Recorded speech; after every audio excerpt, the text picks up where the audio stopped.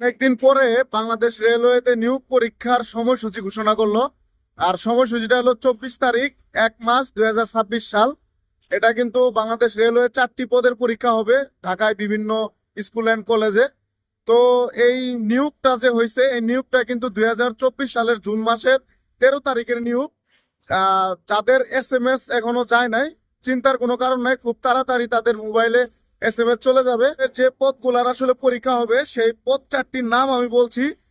প্রথম হলো train examiner, এটা আসলে 45 জন লোক নিবে।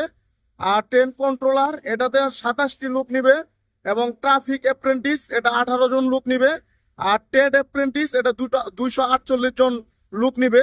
আসলে কোন পদের কি কাজ এই বিষয়ে আমার বিআর রেলওয়ে ইনফরমেশনে ভিডিও কিছু দেওয়া আছে, এবং সামনে আমি আরো কিছু ভিডিও দিব।